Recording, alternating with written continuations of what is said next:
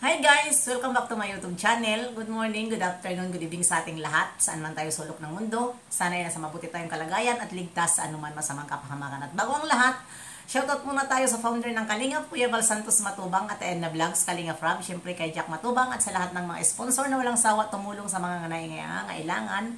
More blessing to come. Syempre, shoutout dito sa akin Team Strikers at syempre kay Tita Thankful, Tita Lydia, si Speak Selexi, Tita Ate Malo and Hayat's Mix Vlog, Ermagalo Mix Vlog at Cell TV Pets. Shout out sa ating lahat. Ayan na guys, ano na naman ang ating ngayon reaction video. Dito nga patungkol na naman ito sa pilingerang palaka, walang iba kundi midit tayo.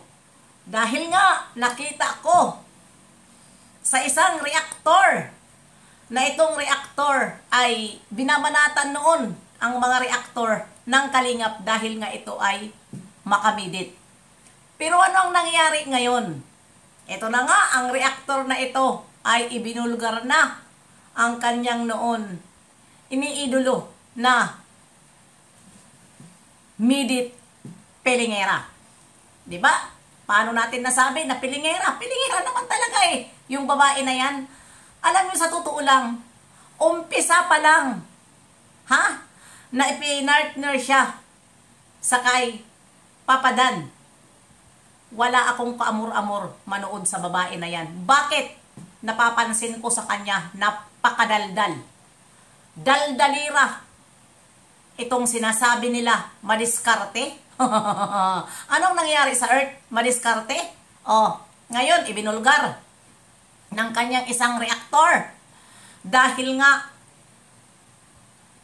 nakitaan niya na itong midit ay akala mo kung sino, na gusto niya siya ang mataas, di ba? Ayan, ano ang nangyari? Ibinulgar tuloy siya. Pero hindi lang naman ito ang nagbulgar eh. Sabi ko nga sa inyo, ang kumakalaban sa Kalingap at ang umaalis sa Kalingap ay hindi nagwawagi. Ano? Dahil sabi ko na hindi nyo nga mapapataob. Ilan na ba ang kumalaban sa Kalingap na hindi napapataob ang Kalingap? Pero kung mag-reaction kayo, wagas. Yes, mananatili kayo na marami sa inyong manunood. Katulad noon. Ilang buwan din, years ba, nag-viral ito na mga gumamit din kay Erica. Noon na, ikumpara ko na lang dito kay Erica.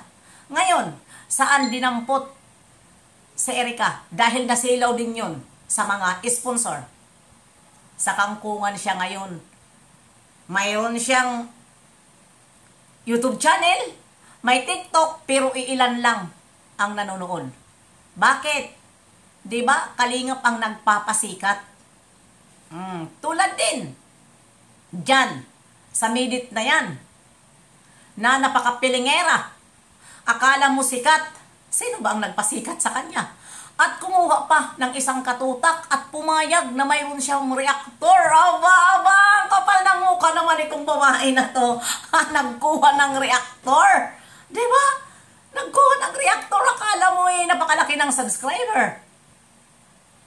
Diba? At itong mga reactor naman na iba, ay puro sila panira. At kumpara dito sa ating Vivijoy. At isa pa, huwag kayong masilaw kapag kayo ay ibinablog sa Kalingap at marami na kayong sponsor. Maghintay kayo, huwag yung easy money. Dahil ang mga sponsor ay hindi yan mananatili sa inyo kapag wala na kayo sa Kalingap. Real talk lang tayo dito. Real talk lang tayo dito. Sa totoo lang. Nung nakita mo ikaw, Midit, nung nakita mo na marami ka ng sponsor, ang dami mo pang dahilan, Anong akala mo kay Kalinga Prab? Bubo? Hindi, ha? Magkakaganyan ba ang follower ni Kalinga Prab, ni Kuya Bal, kung sila ay mga bubo? Kung mautak ka, mautak sila, pero hindi lang sila nagpapahalata. Ha? Hindi lang sila nagpapahalata. Kaya ang ginagawa, hindi ka naman binitiwan, pinagpatuloy ka, at binigyan ka pa ng allowance. Ikaw naman, dahil atat na atat ka, dahil gusto mo magka-channel, dahil feeling sikat, ayan. Pero, ngayon, marami pa naman sa'yo ngayon nanonood. Marami pa naman sa'yo nanonood. Pero darating ang araw, dadamputin ka rin sa kangkungan. Tandaan mo yan. Kasi sabi ko nga, walang nananatili na kumakalaban sa kalingap na hindi natutuwan. Yan ang tandaan mo. At ikaw, Egypta, ha? Ang hilig mo magkumpara kapag ikaw mayroon kang reaction video. Pinagkukumpara mo sa paa pa lang. Bakit mo pinagkumpara ang paa ni Joy? Sa totoo lang, hitsura ni Binit, paa lang ni Joy. Ha? Tingnan mo naman yung pinagkukumpara mo na tinatawag mong midit. Lubog ang kanyang ngipin. Pinagkukumpara mo dito kay Bibi Joy, na wala nga yan sa kalingkingan na manok mo. Tingnan mo naman, ha? Ang hitsura ni Midit. Mayroon akong nakita sa kanya live, yan ba ang profesional? Ha? Binubulatlat niya ang kanyang mga mata. Ha? Panay ang bulatlat sa kanyang mata, kasi hindi ko alam kung ano na binubulatlat niya, kasi daw malabo na daw ang mata. Ha? Sa harap ng kamera, ginaganon yung mata niya. Akala mo may lumalabas na bulate sa kanyang mga mata? Kahit binubulatlat, yan ba ang profesional? Ganyan ba ang hitsura na pinagmamalaki mo? Tingnan mo, may live yan na manok mo na binubulatlat ang mata niya dahil maraming bulate lumalabas sa mata niya.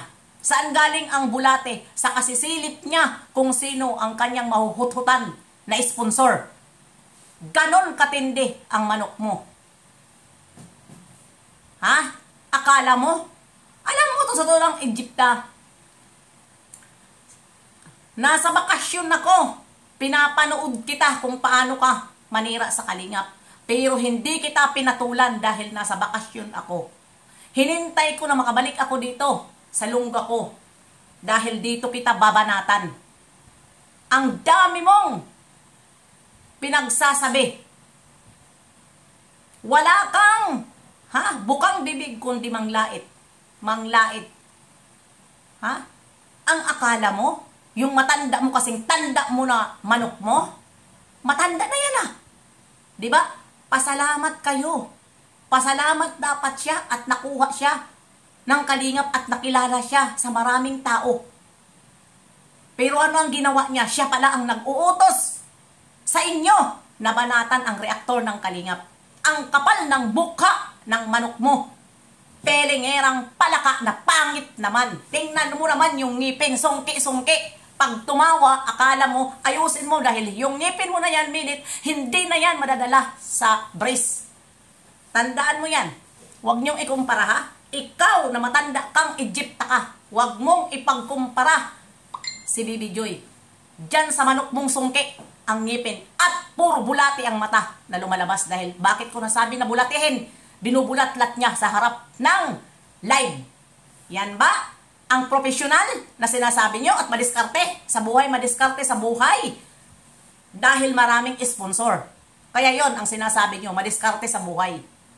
Di ba? Saan ba siya nagka-scholarship? Di ba sa kalingap? Tapos kung siraan nyo ang kalingap ay wagas. Pati si Kalingap Prab, sinisiraan nyo, tumutulong lang. Di ba? Kung ano-ano ang pinagsasabi nyo kay Kalingap Prab. Pero, ano ang ginagawa ngayon? Ano ang nangyayari kay Kalingap Prab? Maraming blessing at tinatawanan kayo ni Kalingap Prab. Hindi apektado si Kalingap Prab sa inyong mga paninira dahil alam ni Kalingap Prab ang sarili niya na wala siyang niloko. Siya po ay tumutulong lang. Marami siya tinulungan. Mga angels na wala, tingnan mo naman ngayon. Pero ikaw, made it easy money ka. Hindi ka nakapaghintay. Diba? Dapat yung mga group na yan, kung nasa Kalingap ka, siguro ko may bahay ka na ngayon. Kung nanatili ka sa Kalingap. Diba? Hindi. Nabulag ka sa pera Nabulag ka sa mga padala. Nabulag ka sa mga demonyong wakwak. Diba? Alam mo naman ang mga wakwak ay demonyo yan. Sige, Egypta, nasaan ka na ngayon? Lumabas ka, matapang ka. Akala mo kung sino ka manalita. Diba? Hanggang dito na lang. See you next live and upload. God bless sa ating lahat.